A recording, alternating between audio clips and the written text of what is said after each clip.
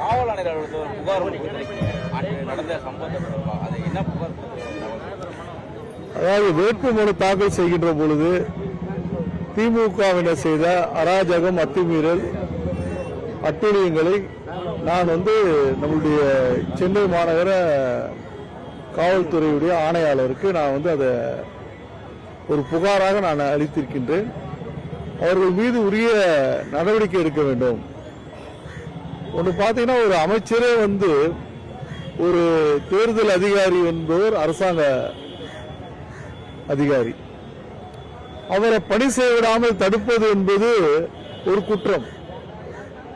அந்த குற்றத்தை அவர் தொடர்ச்சியா செய்துட்டு இருக்கிறார். அவர் ஒரு தீர்ப்பு கொடுக்கிறாரு.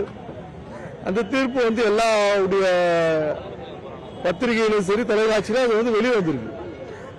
மனோகருக்கு ஃபர்ஸ்ட் பண்ணுவேன், அதுக்கப்புறம் தான் கலாநிதி வீராசாமிக்கு பண்ணுவேன்னு சொல்லிட்டு தேர்தல் அதிகாரி கட்டா ரவி பேஜா அவர்கள் தெளிவாக சொல்லி, நீங்க கொஞ்சம் வெளில வெயிட் பண்ணுங்க, நான் முதல்ல மனோகருக்கு பண்றேன்னு சொல்றப்போ அதெல்லாம் நாங்க எந்திரிக்க முடியாது.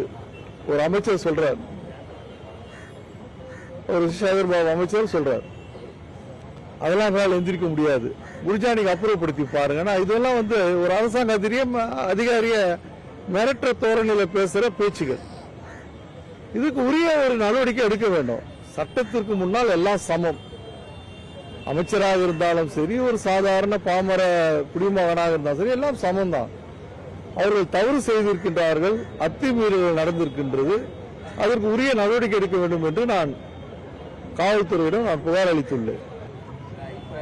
எல்லா அரசியல் கட்சிகளும் சரி, ஒரு வேட்பாளர் சரி, அந்த தொகுதியில் ஏதாவது ஒரு பிரச்சார வியூகம் வச்சிருப்பாங்க, ஏதாவது ஒரு முன்னிலைப்படுத்துவாங்க, ஏதோ ஒரு பிரச்சனைகளை முன்னிலைப்படுத்துவாங்க. அந்த மாதிரி இந்த தொகுதியுடைய பிரச்சனைகளை முன்னிலைப்படுத்துவாங்க. அதாவது ஒற்றை வரியில சொல்லணும்னு சொன்னா, வட சென்னையை வளமாக்கிடுவோம்.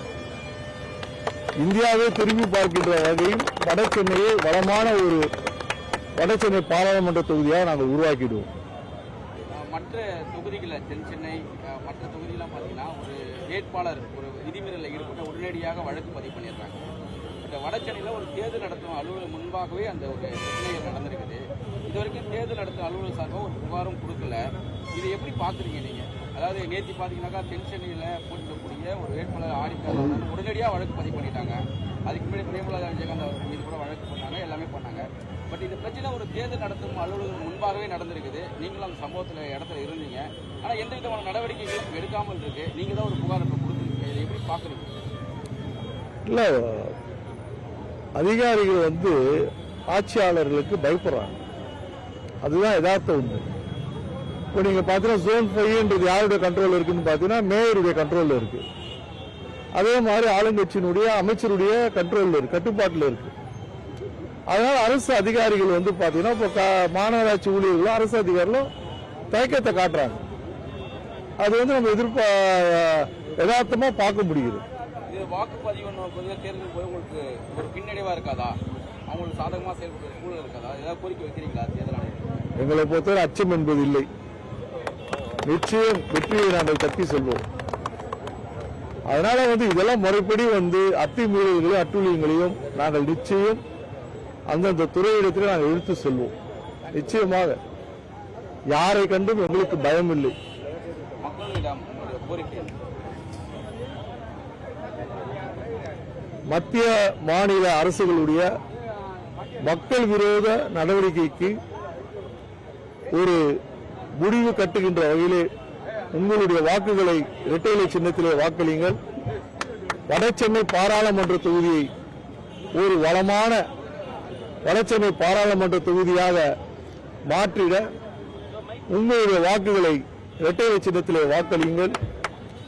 குடும்ப அரசியலுக்கும் மதவாத சக்திகளுக்கும் ஒரு முற்றுப்புள்ளி வைக்க உங்களுடைய வாக்குகளை இரட்டை இலை சின்னத்திலே வாக்களித்து என்னை பெருவாரியான வாக்கு வித்தியாசத்திலே வெற்றி பெற வாய்ப்பளிங்கள். நன்றி.